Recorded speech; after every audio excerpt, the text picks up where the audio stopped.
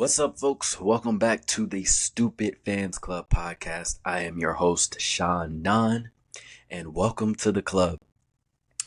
What a weekend we had in sports this weekend, specifically college football. We had some crazy endings, had some good matchups, got to see who's some contenders, who's some pretenders on the college side, and we got an updated top 25. So we'll go through that. But most importantly, we have the UGA at Bama. Big game this weekend in college. That's going to be an incredible game. I think it's the biggest matchup so far this season. So I can't wait to see that. I am nervous. As you see, I got my gear on. But that's going to be an incredible matchup. So we'll break that down. And then we got some NFL stuff. Falcons, Chiefs, contenders and pretenders in the NFL. It's time to weed them out. And then, of course, the Anthony Joshua and Dubois fight this weekend, which ended in a bang. So we'll go over that, end it with some weekend matchups to circle. So let's get right into it. Falcons, Chiefs, Sunday Night Football. I've talked about it before. I'll say it again. I do not like my Falcons on primetime games. I am happy that we are in them because that means we're thought highly of, or somewhat highly of. Now it's been a while since we've been able to be in one of those type of games, but Sunday Night Football, playing the defending champs in our city. That was exciting. It was a good game, ended obviously not on our side, but it was a good back and forth game. And I think it was a lot closer than most people would have thought. So Falcons started off strong, of course. It felt like we had a lot of energy coming out, and then the momentum began to shift once our two offensive linemen went down in that first half. That was a big blow. I think you started to see them get a little more pressure, and our running game just could never get going. In the midst, it didn't take very long at all for me to watch that game and see why Kansas City is so difficult to beat. First of all, they have a solid defense, but their offensive drives, the best way to describe it is surgical. Obviously, you have Patrick Mahomes as the quarterback, so that helps a ton. But they pretty much play, and they weren't always like this. Back when they had Tyreek Hill and that explosive offense, it was 1-2 plays, touchdown. But now it is very take what you give me all the way down the field, and we're going to just take up a bunch of time. What that does is limit your possessions as the opponent. And you already know you're going up against Patrick Mahomes. That's intimidating in itself. But the room for error is so small. One, because you're playing against Patrick Mahomes. Two, because you don't get that many possessions. They take their time down the field, and they, again, just take up so much clock. Their time in possession was crazy. I felt like maybe in that first half, the Falcons had it felt like they had 2 or 3 possessions all half. I'm sure it was more, but again, they were just taking up so much time in these surgical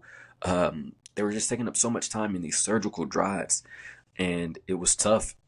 So that was one of the first things I noticed with playing Kansas City. And then again, we got that running game just was non-existent after our offensive linemen went down. And it wasn't until late in the game where the Falcons offense got moving again. And it was frustrating to see our defense out there getting big stop after big, huge stops. When you're playing Patrick Mahomes, it's only a matter of time before they get in that rhythm and start scoring. And so when our defense is out there making stop after stop and our offense is going 3-and-out or can't get anything going, it is just absolutely frustrating. So that was tough, but we did get going late when we absolutely had to have it. The Falcons move all the way down the field, and controversial no call here. There was a pass to Kyle Pitts. To me, it was clear pass interference. I'm not sure why that wasn't called. The defender had his back turned, never turned his head around, and he got to Kyle Pitts before the ball got to him. Clear pass interference that would have set us up at the 1st and goal. We aren't the best running team, as we can see. Well, not that night. But I think we could have gotten the end zone at that point, which changes the dynamics here, possibly walking away with the win. But it wasn't called. The Falcons chose to go for it on 4th down instead of kicking the field goal. Controversial call. Obviously, hindsight, people are saying, should have kicked the field goal, blah, blah, blah. But I don't have a problem with that at all. And it was a gamble, but it paid off. The Falcons ended up stopping them after that and getting the ball back with another opportunity to win the football game. And this is what it all came down to. The Falcons are moving the ball. Drake London makes a big play to go downfield, and he falls just short. It was on 2nd down, and he falls just short of the 1st down marker. And as a fan, again, this is why it's called Stupid Fans. I know that I am portraying my frustration here, but I foresaw this all the way. I have been a Falcons fan for my entire life. I know my team so well. I foresaw how this would end. When he didn't get that 1st down, when he fell just short, about a yard short, I text my friend and told him, man, he has to get that 1st down. He has to push through and get to the 1st down, because now we're in a situation where we are in striking range, but we got to get the 1st down before we can start thinking about, all right, let's take shots to the end zone. We need a yard. And sure enough, we run it with Algier. He gets nothing. We try to run to the outside with Bijan. He loses like 4 yards on it. I don't want to overreact here. I will say it was a terrible play call. It was a terrible play call. By the time Bijan got the ball, there were so many Chiefs in the backfield. Like, it was one of the plays, as soon as you saw them run it, you knew it wasn't going to work. It was to the point where I was like, Bijan might as well have tried to flick it back to Kirk and hope for a miraculous throw or something. After that 3rd down run, I would have much rather us go play action. They were sitting there waiting for us to try to run it, which leads me into my next point. Is Kirk Cousins healthy? We need a yard. We can't quarterback sneak. Do we feel that uncertain about his health, his Achilles, his knee, whatever it is? Are we that uncertain about it? If so, let's start implementing Penix. Penix is not a running quarterback. He is known for his passing as well, but he is mobile. I did not realize how immobile Kirk Cousins was until the season started, and really it just doubled down in this game. If he had to run for his life, he couldn't. You have to have a Tom Brady level of offensive line in order to protect that type of quarterback today. Our offensive line has no room for error, which is why I brought up that is where you started to see the shift when our two starting offensive linemen went out early. If he doesn't have perfect protection, I mean, on those two drives where we scored in that first half, Kirk Cousins looked great. He's shown that if you give him time, he's going to find a guy and we're going to move the ball down the field. The problem is that's just not the way of the NFL today. At some point, you're going to have to get out of that pocket and make a play, extend a play. Once I saw them the Chiefs didn't even try to stuff the middle. They knew Kirk Cousins wasn't going for a sneak. And so again, call me crazy, but in situations where we need some mobility, we possibly may need an extended play, someone who can create more time for themselves without just the perfect level of blocking for 18 seconds back there.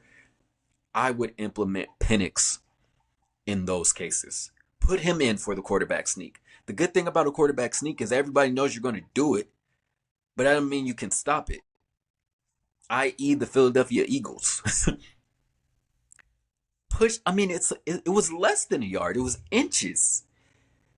And the play calling, not only on that play, all night, it was questionable. And up to this point in the season, it's been questionable. We were supposed to have this dynamic offense. Again, the problem with the Falcons was the quarterback. We have the weapons. And we have an elite defense, clearly. It was just we needed somebody who could get it out there to them. Kirk, in my opinion, anybody is better than what we had last year. And no shade to Desmond Ridder. It was just the results. Kirk Cousins is a step up from that. But again, if you don't have mobility in today's NFL, you're setting yourself up for failure. And again, I just was not prepared for how immobile Kirk Cousins was. And I felt like that hurt us. That in the play calling. That has to get better. And it was frustrating because you saw it on the last drive. After that first quarter where we had the touchdown, and I think Kyle Pitts had that big play, I almost forgot Drake London and Kyle Pitts played on the team. Our number one receivers are our 3 and 4 receivers, Ray McLeod and Mooney. They're more involved in the offense than our star players. And of course, Bijan, but I mean, in the receiving core, the play calling has got to get better. When you look at the Chiefs offense, you know Rashee Rice is their number one receiver. Why? Because he gets the ball every other play. They're constantly getting him involved. Frustrating ending for the Falcons. They don't get the 4th down conversion, lose the game. Very winnable game. And that just leads us into the good, bad, and ugly. I got carried away, and as you can probably see, my frustration. The Falcons already went through the bad and the ugly. Bad, I had Kirk Cousins' immobility. Ugly was the play calling, awful play calling.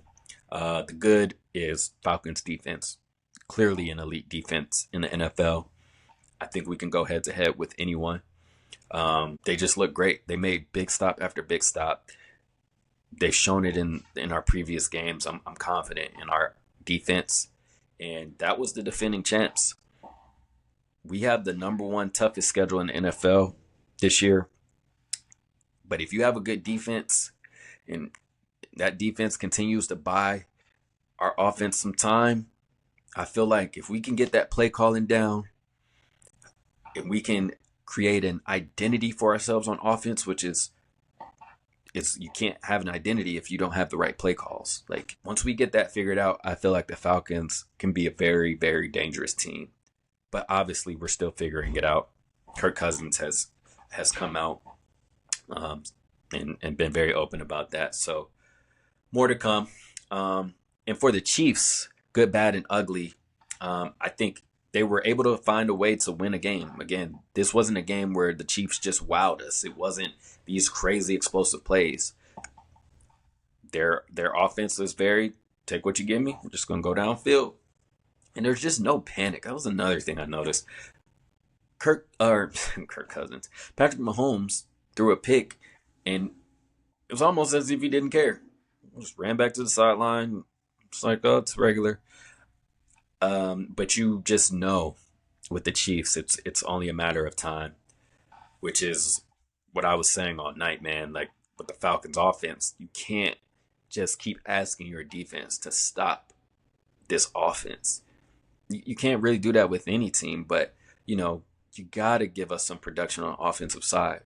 So hopefully the Falcons take something from how that last drive was going, not how it ended, but how it was going and flowing, and we take that into the rest of the season. So yeah, that was the good for the Chiefs, just able to find a way to win it. The bad was you could tell their offense still isn't fully in sync, and they are not able to implement Travis Kelce or get him involved at all. He had another quiet game, and it's just overall as an offense, it's not the same off the charts, just scoring every drive type of offense, similar to what we saw last year with them. But their defense was strong, and they are again this year too. So that'll be interesting to see. Do they improve over the years or throughout the year, or is it going to be kind of just have to gut it out? And the ugly, I think, for them was Travis Kelce just being a non-factor, which makes you question. Last year you heard those rumors of, is Kelce getting ready to retire? Is this his last year? Is it coming to an end? His brother just retired. Just wondering how much is left in the tank. And to answer that, I think you kind of have to look at is from a bird's eye view. Is it a offensive play calling issue, or is it a Travis Kelce issue? And then Patrick Mahomes had he spoke on it and said, teams are making a concerted effort to take him away. They're double and triple teaming him, have guys all around him. But I don't know if that's it, because would they have not been doing that before? I mean, before Rashee Rice, Kelce was the number one go-to. So that didn't really add up for me. So it's starting to look like it may be a Kelce thing. Like maybe he's overstayed his welcome. Definitely too early in the season to say for sure, but it does make you question it. This is now week 3. He's had very, very little impact. And we're talking about a tight end who's going to go down as one of the best ever. So this type of drop off is peculiar. So we'll keep an eye on that. That was Falcons Chiefs, and then we had the Eagles Saints game, which was surprising. We got some key things to talk about with this game. The Eagles defense stumped the Hot Rocket Saints. They held that high power offense to 12 points. No touchdowns until the fourth quarter. And it was a defensive game. So it wasn't like they were stomping them and then the Eagles offense was just exploding. It wasn't that at all. It was a very defensive game. I think when I started watching it, it was maybe 3-0 late in the game. It was a big time touchdown run for Saquon, which put the Eagles up. And then New Orleans responded right back with a touchdown pass. But it was the late drive from the Eagles to seal the deal. Goddard had a huge run on 3rd and 16. Huge catch and run that pretty much sealed the deal for them. I think Carr threw an interception after that, which really put the nail in the coffin. But the Eagles do win, but it was kind of another escape. They now don't have A.J. Brown, and they lost Devontae Smith in that game. And they already were, I felt like when the Falcons played them last week they seemed like a team that only wanted to throw the ball when they needed to. And I think they do have holes still in that team. They don't. It's again, they're not a fluid offense yet, and I don't. That's a lot to ask for any team in week 3. A lot of teams are still figuring it out, but it was a huge game for that defense to stop the Saints. I mean, the way they were scoring, they look like one of the best teams in the NFL. This looked like the resurgence of Derek Carr, and it was looking like, and obviously still can be, but they were the favorites to run away with the NFC South, especially after seeing how easily the Falcons ran against the Eagles. You said, oh boy, coming into this game with New Orleans, you thought they were going to just replicate that, as the Eagles defense didn't look all that scary, even though they have some big names on that front line and on the defensive side in general. But they were able to stop them. They turned things around, held them to 12 points again. But Eagles offense definitely seems like it is a Saquon or nothing thing. Again, they didn't score a touchdown until Saquon took it to the house. And again, he looks scary. He looks like a straight beast out there. But that was Eagles, Saints. And then we had the Cowboys and Ravens. What a game. It turned into, do I need to turn this off? And then it turned into like, wow, this is looking historically bad for the Ravens. Dominant first half by the Ravens. They were up 28-6 going into the fourth. Cowboys couldn't get anything going at all. But here comes the furious comeback in the fourth quarter. They somehow only end up losing this game 28-25. There was a missed field goal by Justin Tucker, who has been off this year. Something to keep an eye on. But it was starting to feel a little familiar for us Falcons fans. By the way, Fox, I don't know why we just all of a sudden got this stray. I guess they're pandering. I do know why. That's why. Tom Brady as the commentator, pandering, and Falcons fans just catch a stray of 28-3, showing a guy with that shirt on. That was ugly. Like, I'm just sitting there watching a regular football game. My team doesn't play until later Sunday night, and I see that on the screen. I'm like, come on, guys, really? But then it actually turned into that almost. It was crazy. I think you thought the game was over. Ravens were in complete control, but all of a sudden that Cowboys offense came alive, and again ended up losing, but were able to cut it down to 3. The Ravens are struggling to close out games. I felt like their first game, you're playing Kansas City, opening night in Kansas City. You lost by a toe being on the line, and close loss. Who cares? It won't matter in the long run. And then you fail to close it out against the Raiders, who aren't a very good football team. I'm like, okay, that's an anomaly. But then you're up huge against the Cowboys, 28-6 in the fourth quarter. And then you can't score anymore. It just was it was very strange, and I think they really need to get that together, because I mean, they were staring down at 0-3 there, and that would have been ugly. But nonetheless, Lamar is able to close it out for them.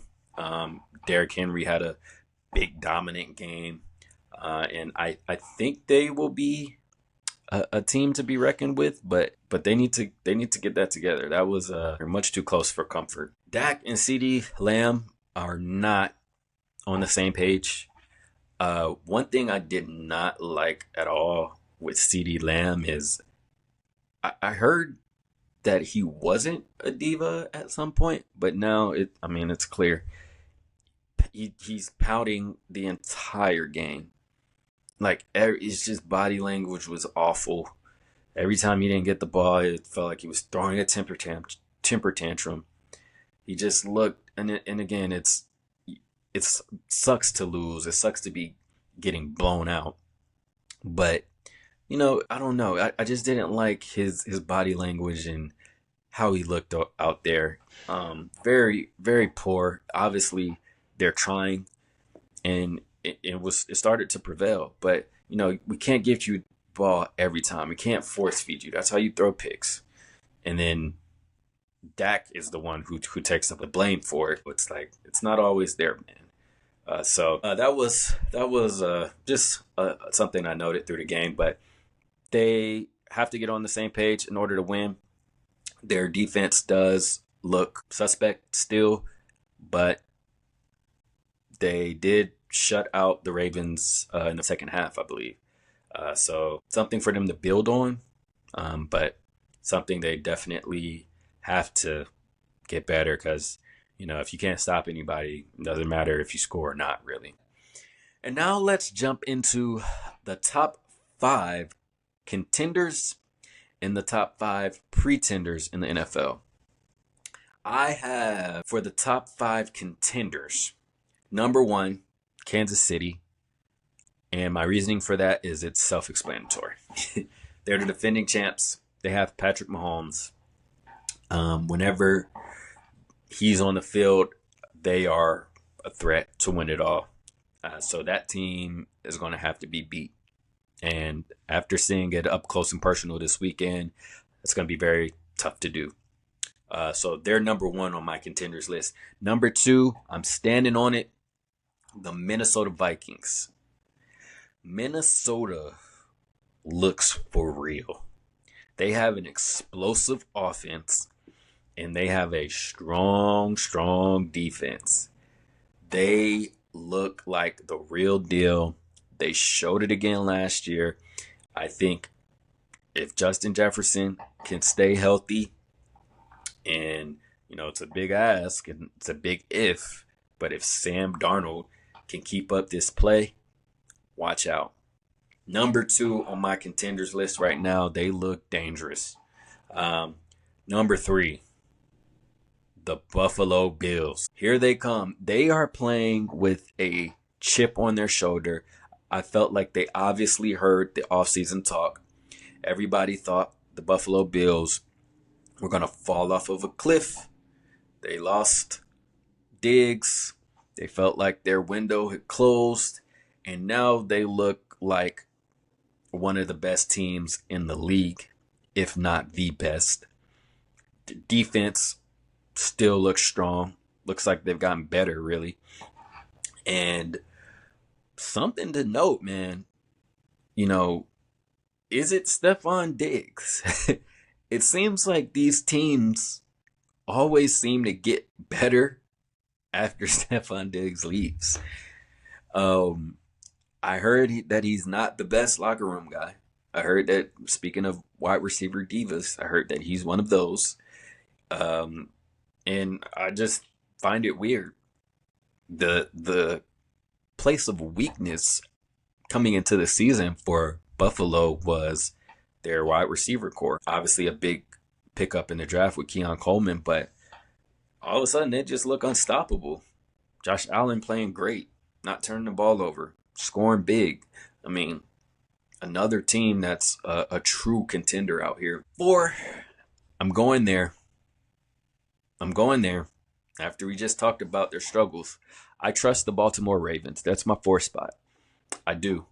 Again, I thought that first win or first loss against Kansas City, primetime game, came down to the wire. They looked fine.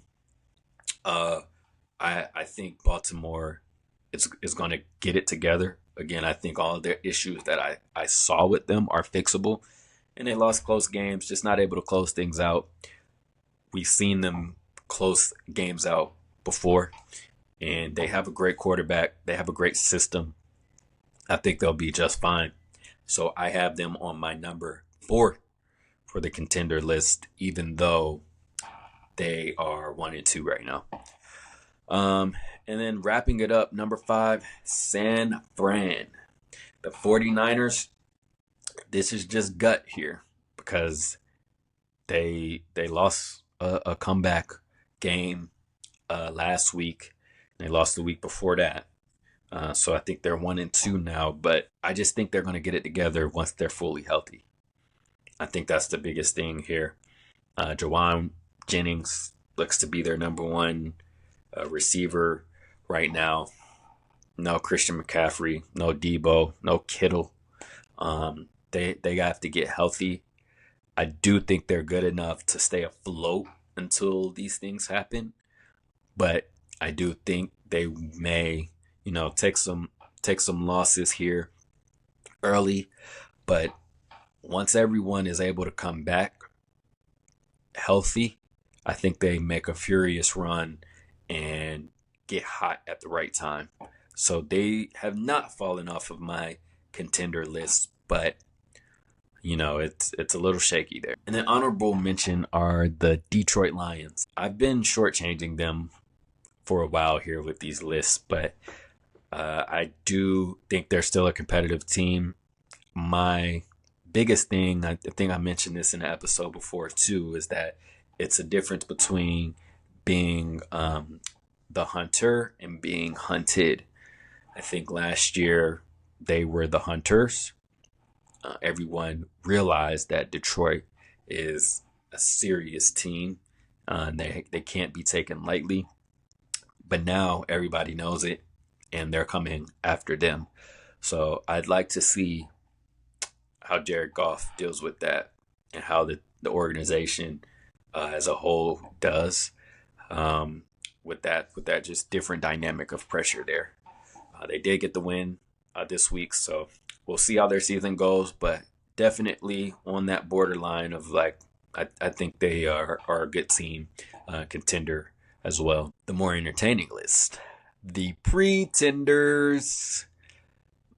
I have Philly as number 1. I believe in Saquon. I don't know about anybody else.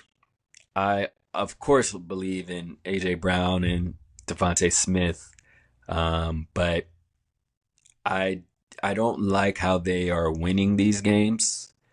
You go back to the late Falcons loss.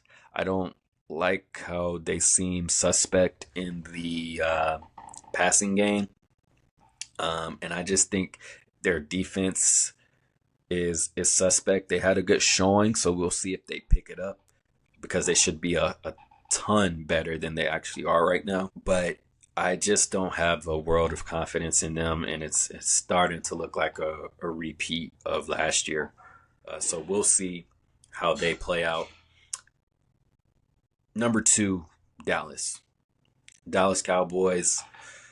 They had a big win in week 1 against the Browns. They looked like the real deal, shut down Cleveland, and now we see what Cleveland is. Looks like Deshaun Watson may not get back to that Houston Deshaun Watson anymore, and they're just not a very good team right now. And so kind of look at it like, oh, that may have been a fluke win. And then New Orleans comes to town, and they put up 7,000 points on your defense. Place of pride for you all.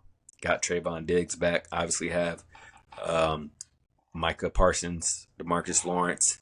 A different team, but you got the same core as these past few years. So interesting to see the decline in their defense, and I just think they have to get that together. No more Dan Quinn, and they've definitely seen to decline since that point. And then of course Dak and CD, as I mentioned earlier, just not on the same page. So I have them as the Pretenders now. I think it's pretty clear that they have big issues, but still threw them on that pretender list. Seattle Seahawks, I got them at number 3 as a pretender. I don't all the way I'm not all the way sold on them.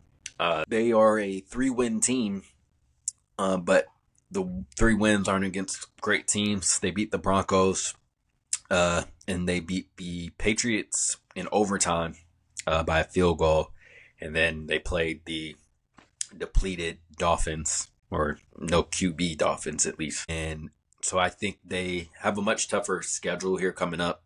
Got the Lions next week. 49ers come in. They play the Falcons here soon. So I think the competition will get a lot more stiff, and we'll see. But I think they may be, a team that's similar to last year, middle of the road, but not as good as they seem right now. And then number 4, Pretenders, I have the Houston Texans, and it pains me to say it. My favorite player, CJ Stroud.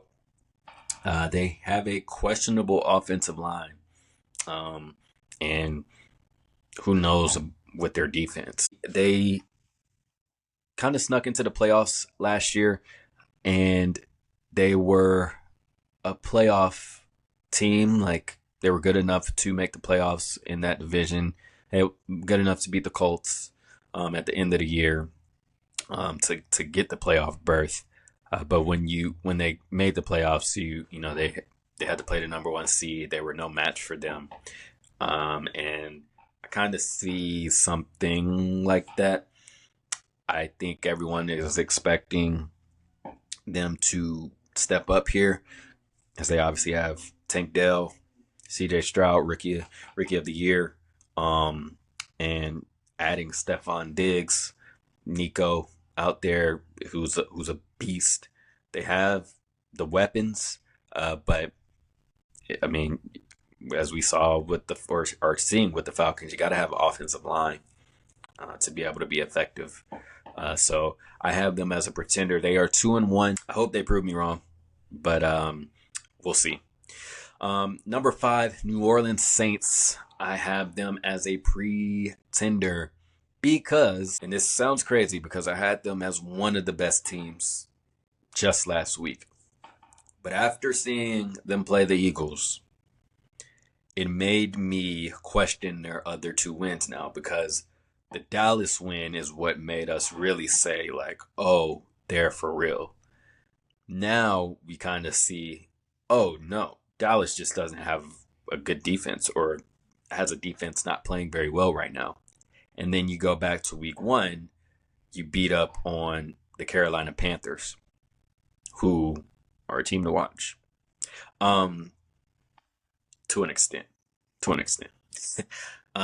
But that was something that just put things into perspective and made you say, are the Saints really explosive, or were they just going up against poor teams, poor defenses?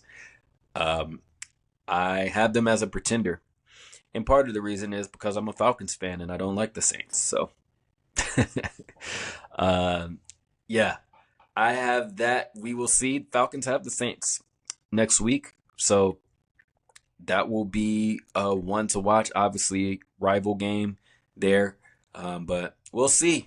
My contenders and pretenders for the NFL there. And then the quick hits. The Packers defeat the Titans, Malik Willis's old team, and they are now undefeated with Malik Willis.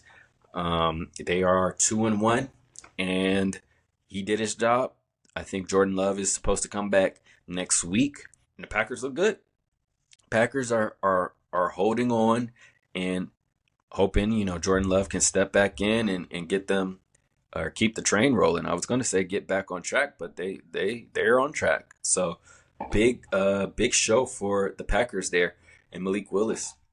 Vikings crush the Texans, absolutely crush them, 34-7.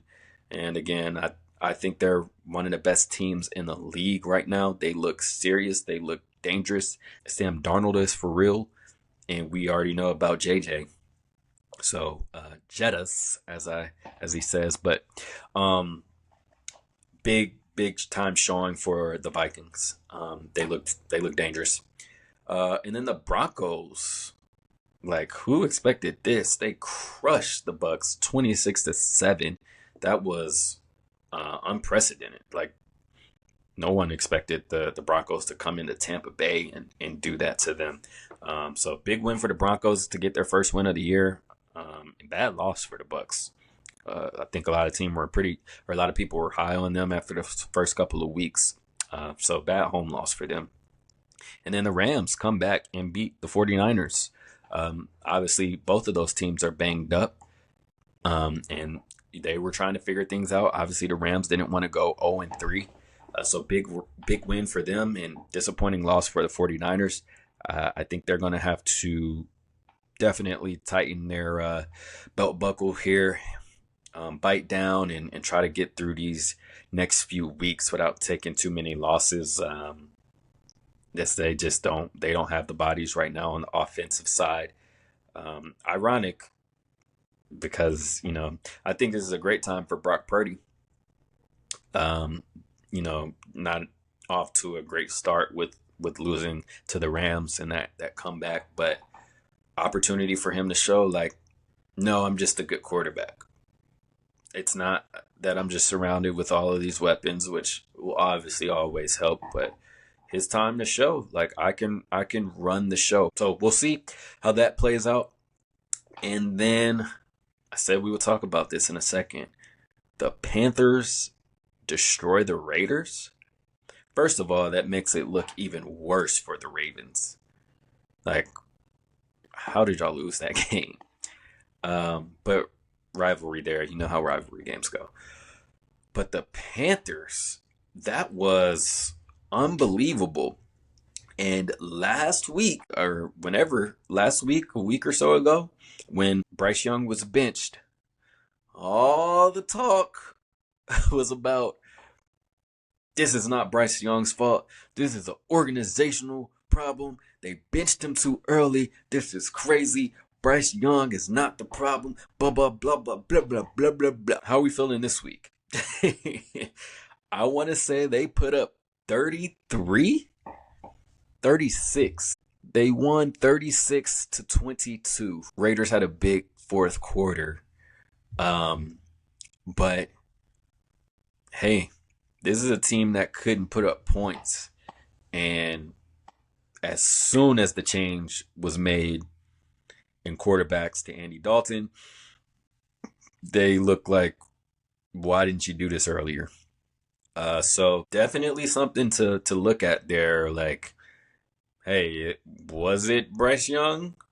Or was it the coaching and the organization and him being set up to fail? Because Andy Dalton, and he's a veteran here, so he's been down the road. But I don't know. It's a hard point to still stand on and prove after a quarterback just walks in his first week and puts up 36, and you all haven't been able to put up anything at all. So that was that. NFL, great week 3. Big games coming up in the next week. But we'll move on to college football. Let's go to the top 25 here. Updates here, not as big as it was the prior week. But top 5, we got Texas, Georgia, Ohio State, Bama, and Tennessee. Biggest change here was Tennessee moving up to the 5 spot, just above Ole Miss. And again, still a heavily SEC dominated top 5 here. Rounding up the top 10, again, we have 6 Ole Miss, Miami at 7, Oregon 8. They moved up a bit. Penn State at 9, and Utah, the Utes, at 10. Still looking dangerous. Other big moves. Michigan moves up to 12 after their big win against SC, and I was very glad to see that they didn't drop South Carolina. They didn't drop USC to like 20s or something after that close loss to Michigan. I heard the description that was perfect for them, and we'll jump into this Michigan USC game too. But playing Michigan is like, it's like fighting in a phone booth. It's like they're a very physical, defensive-minded team and just run, ground and pound type of game. So, good to see. Still, SC still in it. They didn't play. They didn't play terrible. And yeah, that's that. Boise State at 25. Ashton Dempsey, unbelievable as always. Biggest drop here, I believe, was Oklahoma. Dropped to 21, I believe, from 16, something around there. And then big jump for Clemson as well. They're back in the thick of things, destroying teams right now. So very, very interesting here in the top 25. More to come. Michigan versus USC. Michigan was able to pull it out against USC. Sort of looked like they were out of it there at the end, but a huge play by Michigan's running back. Spin out of that tackle. That was crazy. Very, very tough game. Like I said, it's an ugly game when you play against Michigan. I think they found their identity and what type of team they're going to be and have to be this year. And they have a good defense. They're going to make it as ugly as they possibly can to keep their offense in the game. And that's exactly what they did. They went up big, 14-0 early, and then USC was able to work their way back into it. Michigan is an all-running team, obviously with Alex Orji in there, but they are incapable of throwing the football.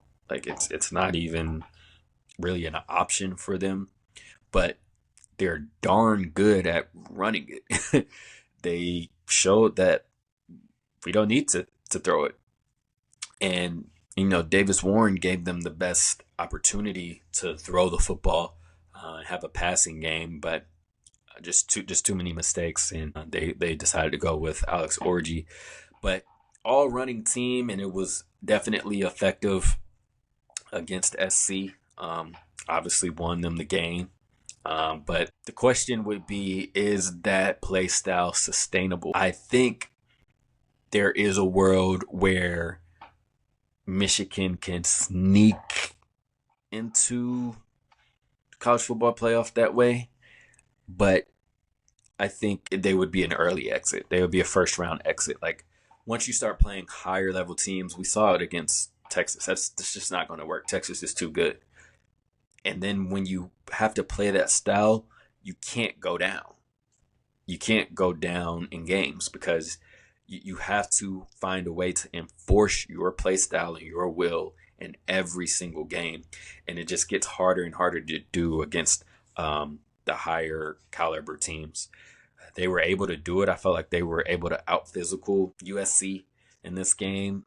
But again, against higher level competition, I just don't think it's going to work. So, but they're not out of it. Like they can make a run here, but they are one-dimensional on the offensive side, and their defense just has to try to keep them in these games and score points as they did in this one. So, big win for Michigan, but again, Miller Moss is great. They have some great weapons out there too. Not a bad loss for SC. Very tough road game. And they hung in there and had it. They had it. They just weren't able to close the door on Michigan. You gotta close the door at the end of these games. You gotta close out games.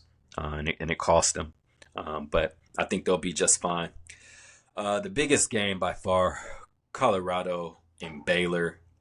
That was unbelievable of an ending there. That was a back and forth game where Baylor started pulling away, and Baylor had it again. Talking about closing out games, they had that game. To get a Hail Mary thrown on you after another Hail Mary was just thrown on you and it was dropped. It's just like, you got to be like, man, there's no way we can, that was too close. There's no way it's going to happen again. Sure enough, that was unbelievable. I couldn't believe it. I thought like when he threw it and it looked like he caught him, like, oh, it had to have hit the ground. There's just no way. When they confirmed the catch, that was just wild. And this is why Colorado gets talked about so much. They are just like them, hate them, love them, must watch TV. They are must watch TV. That was incredible. They were able to, and again, speaking of resilience, I mean, they were able to fight back into that game. It seems like Colorado is a second half team. They don't look pretty early, but they keep themselves in it. And again, second week in a row, big shouts out to that defense. They are fantastic. They are keeping their team in it. And you know, if you have Travis Hunter, and Shador Sanders, Shante Webster, and all these guys on the offensive side, you know they can get things going. You just have to be able to stop teams and give them some time. It seems like they don't want to show up until that second half, but huge win for Colorado. But the bigger story is Travis Hunter. I want to say Travis effing Hunter.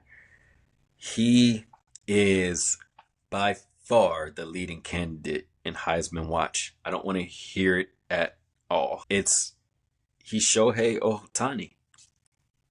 I pitch and I hit. I not only play offense and am the best player on offense, I play defense and I am probably the best player on defense.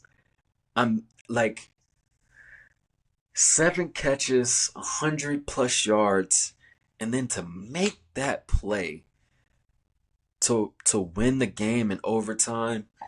He is a winner. He is a dog, and he is the leading candidate in this Heisman race here.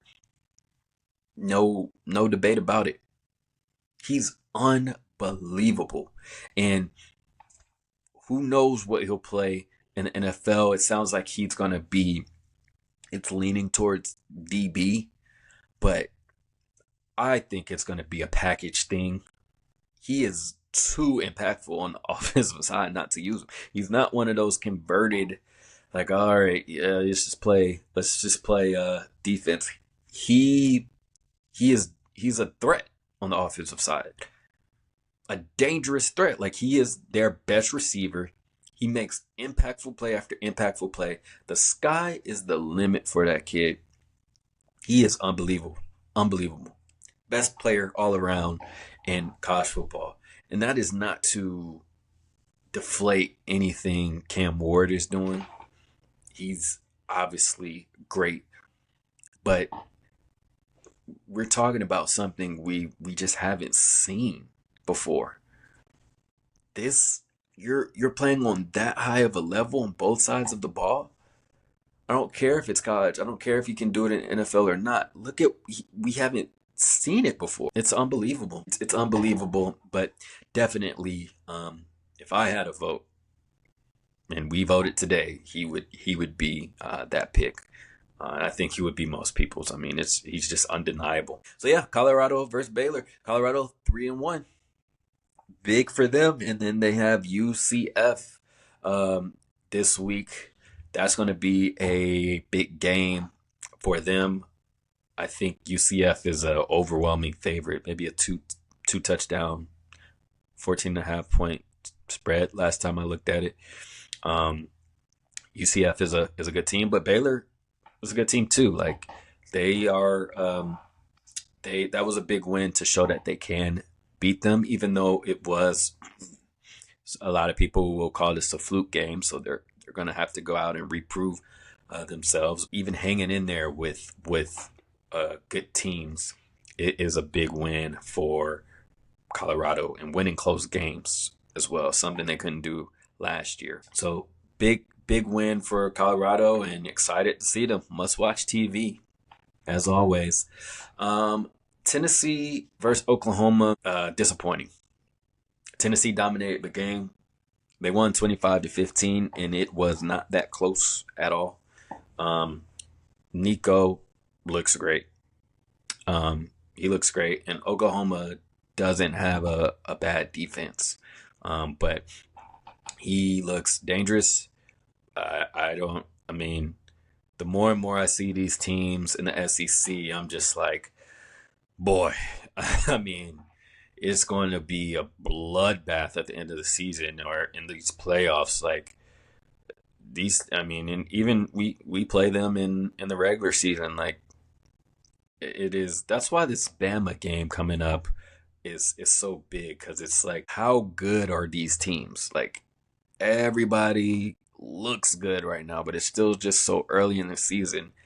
This Bama Georgia game, it's really our first test to be like, okay, Georgia did this against a top five team. Bama did this against a top five team. So that'll be interesting. But OU was no match for Tennessee.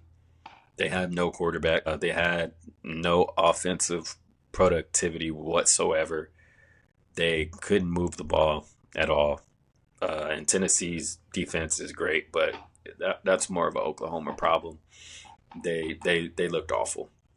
And I was really excited about that game. First test to get to see. But it was clear that Tennessee is, just on another level. Oklahoma is just not ready yet. So that was that, and then the thriller to start the college football weekend, Illinois versus Nebraska. Unbelievable game. It was back and forth all the way. I think Nebraska went into that half with the momentum, with a crazy touchdown catch at the very, very end of the half, about 16 seconds left. And they edged out Illinois with the momentum there. But back and forth second half, Illinois kept responding. And the difference was overtime. Illinois kept that same energy, and Nebraska didn't. Their offensive line, I mean, I think it was a point where it was they had a 3rd and 42 on their last possession. And so they were just getting to Dylan Raiola there at the end, and they just couldn't stay in it. But a really great game, a thriller, and I think a game where people thought Nebraska was the favorite there, and Illinois showed up and showed out. But definitely a close game. Both teams still look good, but that was an exciting one, especially to start the weekend off. And then Arch Manning, he led Texas to another win against, I believe it was Nobody State Tech University. He played okay. He had 2 touchdowns, 2 interceptions, middle of the road game, but they put up like 50. So who cares right now? But interesting to see. I know it's a lot of Arch Manning hype. And people saying, oh, Texas will have a decision here. No, they won't. Quinn Ewers is healthy. He's coming back in and he's starting. The toughest thing, again, I harp back on this Bama Georgia game coming up, which we're about to jump into, but you can't measure these teams on these cupcake games. And even like let's say Bama, the Wisconsin game looks big, but it's like they weren't on Bama's level. They're not a contender. Texas and Michigan, on paper that looks like woo, like crazy win, but Michigan is incapable of throwing the football down the field. Like some of these teams some of these matchups are smoke and mirrors. Like it's not what it seems. So we'll see how Texas fares when they play, somebody with that they can compete with or can compete with them. But nonetheless, Arch Manning, another big week, and another win for Texas. They're still dangerous, and we'll see. And then BYU to end it destroyed Kansas State. That was unexpected. Kansas State is a pretty good football team, and they dropped all the way from 13 to 23 after that loss. That was very unexpected. So that was that. Then we got quick hits. Utah had a tough game against Oklahoma State. They were able to escape it with their backup once again. Ryzen just can't stay healthy out there, man. But big win for Utah. I think they're going to be in the thick of things come the end of the season. Talked about Arch Manning's big win. Missouri, another scare for them. They were able to escape Vanderbilt in overtime. Not expecting that at all. Vanderbilt is not known as a threatening team, but Missouri able to get it going. We've seen some areas of some questions for Missouri, but nonetheless, they were able to get away with that. And then we had the crazy game of UNC losing 70-50 to James Madison. 70-50. This is a football game, folks, not basketball. I know that's when we're used to talking about North Carolina. 70-50. I was like, what is going on? I think James Madison had 52 at the half. So meaning they didn't have to score for the rest of the game. I mean, UNC wasn't on anybody's radar already, but that was just alarming. And then, James Madison putting up 70. I was like, man, that's crazy. But then again, I look at it, I was like, whoa, gave up 50. I mean, you almost had to put up 70 to walk away unscathed. Like, that's just obviously a shootout. No defense whatsoever. But that was just one of those scores that popped up and you said, what's going on here? What's going on? Yeah, what's going on? And then the granddaddy of them all, UGA versus Bama. Obviously the biggest game this week coming up. Biggest game of the season so far. Number 2 versus number 4. This is where we get our measuring sticks out. I don't know what to expect. This is going to be a thrilling game. I don't know. Georgia and Bama are both coming off of bye weeks. Georgia is coming off of a questionable, lackluster win against Kentucky. Everybody's kind of said, okay, just Georgia being Georgia. They play these weird games where they look like they're going to lose, but find a way. So let's see. Is that an anomaly? Or is that the Georgia team we get this year? This will be a huge game. I think I saw some post that said this game is going to feed families. I'm sure the tickets are $1,000 and trillion gazillion dollars, and we'll just be able to walk away with where these teams are at this point in the season. But scary game for both teams. I think Georgia obviously wants to get over the Alabama hump. Some people have said it is Nick Saban, and he's the reason. Now that he's gone, move out of our way. And some people have said, no, it's Bama is just better. So we will see.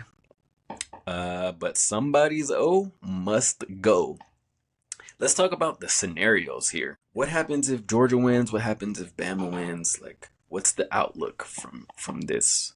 I think if Georgia goes in and wins a close game or blows out Alabama and shows that they're not on their level, I think either way Georgia moves to number 1, because out of the top 5 teams, this is the first big matchup. Nobody would have faced anyone of that caliber, and being of that caliber. The number 2, number 4 matchup. I think you got to make Georgia number 1 team in the country again if they go out there and beat Bama, and obviously if they crush them. So I think vice versa. I think if Bama goes out there and crushes Georgia, Georgia is probably looking at that 7-8ish area for a drop, that top 10 type of thing. Maybe more, like depending on if it's a bad beating. But I think you don't want to lose, obviously, but if you do, you obviously want it to be close, because then you're flirting with that being at the edge of the college football playoff seeding, and you just make a much harder road for yourself to win a national championship. So I do think these teams are pretty evenly matched, so I don't foresee a blowout, but it's the first test. Who knows? Very, very tough road game for Georgia. And again, their last road game, they didn't look great against an inferior team. So it'll be good to see. And then for Bama, if Georgia crushes Bama and they're at 4 now, I think same thing. They're gonna go in that 10ish range behind some of those teams. But again, not foreseeing a blowout here. I do think it'll be competitive. Think it'll be back and forth, some highs and lows. Prediction stuff. Obviously Georgia fan, so I'm gonna say Georgia. I do think Alabama has some questions on offense, specifically their secondary, but I kind of think Georgia has some questions with their receivers. We don't have Brock, we don't have McConkey, but we do have some weapons. So I think Georgia is a bit better. I can see a 27-24 win, something in that range. But should be a good game. And as always, go Dogs. And wrapping things up, we had the Anthony Joshua versus Daniel Dubois fight here in London. I said here in London as if I'm in London. I'm in Atlanta. That was a beatdown from start to finish, nearly. I mean, Anthony Joshua was the favorite, and I was unaware that he was the overwhelming favorite. Like, I didn't know that this was such an upset, and it's probably because I've never looked at Anthony Joshua like that. Like, maybe back when Wilder was in his prime, and that was the big fight in the heavyweight division, Joshua versus Wilder. But the Ruiz loss for Anthony Joshua and just his fighting style, I just have never thought he was just this unbreakable force. He was rocked early and just was really playing survival out there for pretty much the rest of the fight. He did what was interesting is he got knocked down several times. I mean, Dubois was just getting whatever he wanted. Anytime he applied pressure, he was hurting AJ. But right before the big KO, he hurt Dubois. He kind of buckled him, and he started to stumble, and you could tell AJ just went for broke because he knew he was hurt. Like, he was hurt the whole fight. He didn't have his balance. He was trying to make something happen, and he just went for broke. He saw that he hurt him, and he didn't hurt him enough because he got caught, and it was bad. Couldn't get back up from it, and Dubois wins the fight that I thought was pretty evenly matched. I was like, dang, I could have won some money on this. Like, I didn't think that AJ was just this overwhelming favorite that I found out after the fact. But that was a entertaining fight. With heavyweights, you're always going to get some action. They very rarely go the distance, but big knockout punch there. And from start to finish, AJ just was seemed out of it. He got hurt so early in the fight and just was trying to survive. I saw Daniel Dubois mention that he's open to a rematch. In my opinion, that won't be necessary. I mean, I think he's a better boxer and better just all around than AJ. Like, I think he's the better fighter, and I think AJ is probably out of his prime. I don't see him doing much damage, and it's kind of like, who do you fight? Like, the boy beat you like that. You're gonna go fight Usyk again? You're gonna go fight Tyson Fury? Like, it'll probably be worse. So yeah, I thought it was a one-sided fight. Obviously, was a one-sided fight, and I think AJ is probably done. Can probably get some fights if he wants to, but I just don't know where else he goes from here. I don't think he's very competitive any longer. So that was that. It was a straight to the point matchup there. We do have next month Better Beeve and Bivol. I can't wait for that fight. That's going to be huge. That is circled on my calendar. And speaking about circling on your calendar, the big games this weekend to circle. Obviously, it's really only one game in college. I looked at the other matchups. I'm like, oh yeah, this is, everybody moved out the way for for Georgia, Bama. So that's obviously number one. But under the radar, Illinois at Penn State. That should be a good one. Illinois obviously coming off a big win, trying to make another statement on the road against a good Penn State team. So we'll see how they match up. And then Bills at Ravens, Sunday Night Football. Ravens, this is your chance to get back on track. Bills, this is to show everyone this is serious. You are serious. And you can beat good teams too. So that will be a fun matchup. And the Monday Night Football game, Seahawks at Lions. Seahawks are undefeated. Lions aren't. But going to be a good one. Always fun to watch those games out there in Detroit. Tough road game for Geno and those guys. I think the Lions walk away with that one, but we shall see. Listen, another great episode here. A lot of good football games. We are in the midst of football season. I mean, it seems like it's just taken off. Just felt like we were waiting for week one, and we're moving right along here. But big games coming up this weekend. We will see how they go. Go Dogs, go Braves. I think my Braves are still fighting for playoff position. We have to sweep the Mets, I believe. And I don't know if that'll happen, but go Braves to the end. So we'll see. I appreciate you joining.